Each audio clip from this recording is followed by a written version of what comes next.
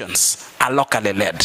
They are not top down, but they are bottom up kind of projects, because they come from the communities and not from the executive, not from the leadership, but from them. Those are just to mention a few. And as we speak about it globally, out of what the counties have been able to do, we've seen other countries coming to Kenya to borrow the same. As we speak today, Tanzania as a country is designing twice Kenya and Floca. Sierra Leone were here. Madagascar, they have shown interest. We have countries in the Asian continent who are borrowing a lot from Kenya and Floca within the country. As we go into COP29, the biggest discussion will be around locally led climate actions. Thank you. You've actually highlighted key successes. Over 1,000 wards. You can imagine what that one means, with committees in place, yeah, among many others.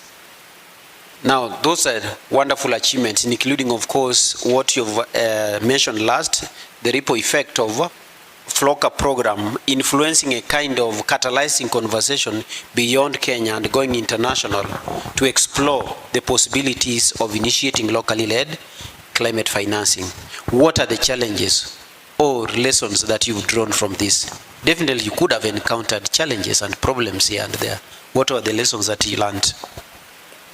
Being the first of its kind, of course a lot of challenges comes in ensuring that first our constituents, who are the people, need to understand how governments works. Initially, when we dispersed the first funds, counties went through a lot of challenges. The communities thought that this money will be given directly to them to be able to procure. But again, this is a performance for results, and we need to use what has been provided for in the law, so that at the end of the day we are able to hold someone accountable for this money. Another challenge is in terms of course, the late disbursement of these funds to the counties, not because of their own making, not because of our own making, but because of the fiscal space within our budgetary cycle. Those are some of the few challenges that we've been able to see, and to ensure that we understand these are funds that come with their own conditions. So by the time we are putting in structures, we have to talk to everybody, the county assemblies, the national assembly, the Senate, everybody.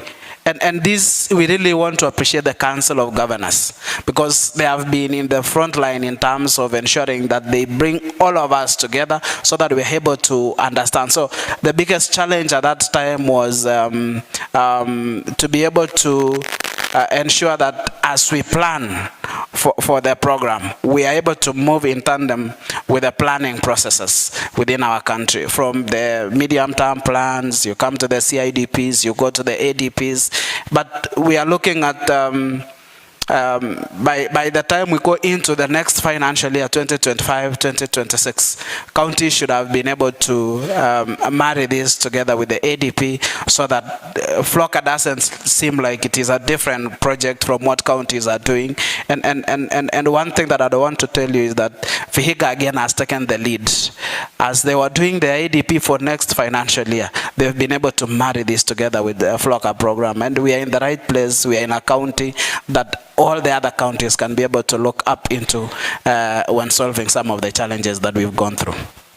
Thank you. Yeah, I think you've heard it very clearly from Abraham that challenges abound, even in very innovative initiatives, but they were able to overcome them.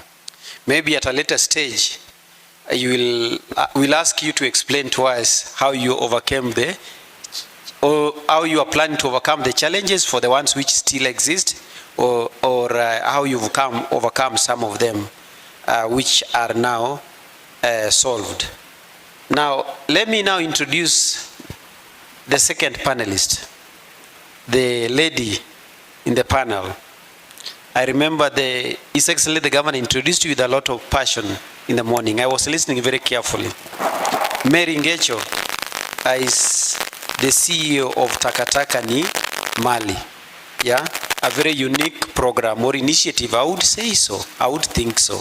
Yeah.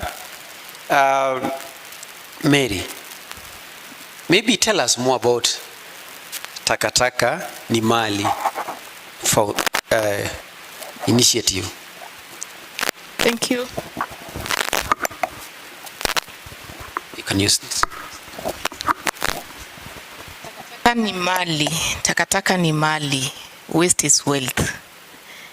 Is an initiative that I started in the year 2017 after I was recognized by the UN as the UN Person of the Year. And I was recognized because I'm in manufacturing, I'm manufacturing packaging, and I was recognized on decent job creation. And my way of decent job creation was empowering the youth and the women who are not necessarily very qualified, but dignifying them through apprenticeship or what you would call on-job training. And because I'm manufacturing packaging, and packaging then is going to other manufacturers who are packing products that will go to the consumer, and after you finish what you're consuming, then that waste goes into the environment. I then made a commitment to be an environment ambassador.